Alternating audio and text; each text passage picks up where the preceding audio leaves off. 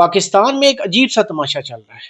پاکستان کی اکانومی، پاکستان کی عوام اس وقت سخت جو ہے نا مصیبت میں۔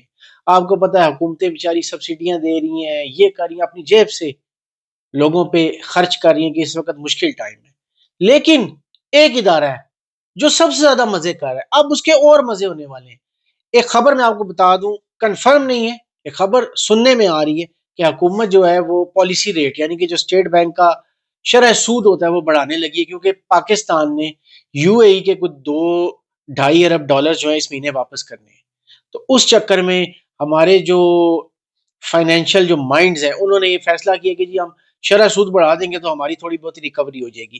اس سے سب سے زیادہ جو مزہ کرے گا وہ بینک کرے گا۔ آپ کو پتہ ہے پاکستان کے ٹاپ 5 جو پروفٹ کمانے والی کمپنیز ہیں ان میں سے 3 بینکس ہیں اور 2 آئل اینڈ گیس کمپنی ہیں، یعنی کہ پاکستان میں اس کے علاوہ کوئی بزنس ہو ہی نہیں رہا۔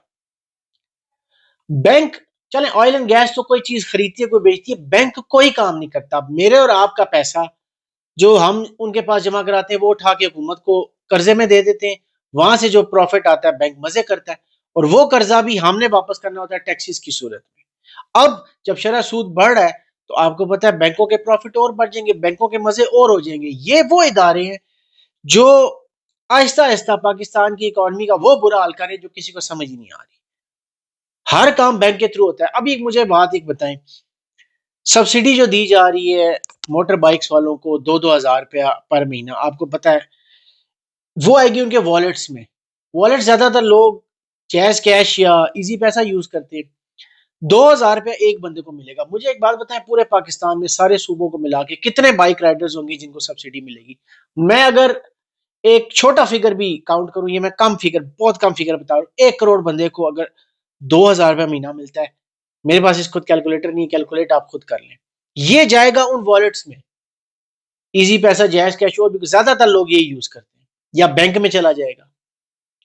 ان کو تو مفت میں پروفٹ مل رہا ہے نا۔ اب وہ بندہ جب وہاں سے اس سے ٹرانسفر کرے گا، کچھ کرے گا، اس میں سے بھی وہ چارجز کاٹیں گے۔ تو یہ وہ ادارے ہیں بینکس، ان کی 5 انگلیاں گھی میں سر کڑائی میں، اور مفت کی کمائی۔ وہ جی ہم حلال، مجھے بتائیں نا بینکوں کا کون سا بزنس ہے، کون سا بزنس کر رہے ہیں بینک؟ یہ جی یہ کمپنی بینک کی ہے، یہ کمپنی بینک کی، یہ بینک جو ہے آئل بناتا ہے، یہ بینک جو ہے جوتے بناتا ہے۔ کون سا بینک کام کر رہا ہے؟ کوئی کام نہیں کر رہا۔ آپ اور میں جو پیسہ بینک میں جمع کراتے ہیں وہ اٹھا کے حکومت کو قرضہ دے دیا جاتا ہے، حکومت اس قرضے کو ہم سے ٹیکس لے کے واپس دے دیتی ہے اس بینک کو، اور بینک پروفٹ لے کے مزے کرتا ہے۔ یعنی کہ دونوں طرف سے ہماری جیبیں کٹ رہی ہیں اور مزے کر رہا ہے بینک۔ ابھی یہ شرح سود اگر بڑھ گئی تو بینک اور مزے کرے گا۔ تو میری یہ ریکویسٹ، اور میں بڑے عرصے سے یہ ریکویسٹ کر رہا ہوں، دیکھیں F6 اسلام آباد میں رہنے والا بندہ اور ایک ریڈی والا بندہ، ان دونوں کا لیونگ سٹینڈرڈ سیم نہیں ہے، ان دونوں کی جو ہے وہ انکم سیم نہیں ہے، تو ان دونوں کا جو ہے نا وہ اپنا مہینے کا بجٹ اور ہر چیز ایک چیز جیسی نہیں ہو سکتی، ان کا لیونگ سٹائل ایک جیسا نہیں ہو سکتا۔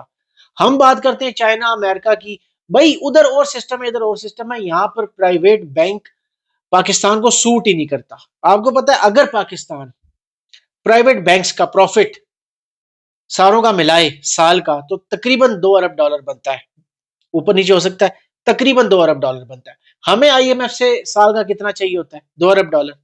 ہم اس ایک پروفٹ صرف اس 2 ارب ڈالر کے لیے اتنی سختیاں عوام پہ کرتے ہیں، اتنا عوام کو ذلت اور رسوائی کا سامنا ہوتا ہے، اتنی مہنگائی ہوتی ہے، اتنی پستی ہے عوام، اور بینچ مزے کریں۔ اگر میری یہ ریکویسٹ ہے، اس پہ ذرا سوچنا پڑے گا حکومت کو، اور ذوالفقار علی بھٹو کے وزڈم کو ابھی بھی میں سلوٹ کرتا ہوں۔ بینکس کو نیشنلائز کریں، بینکس کو پرائیویٹ مت رہنے دیں، بینکس کو نیشنلائز کریں گے تو پاکستان کی اکانومی سیدھی ہوگی، ورنہ یہ بینکس اکانومی کا بیڑا غرق کر دیں گے اور خود اوپر سے اوپر جاتے جائیں گے۔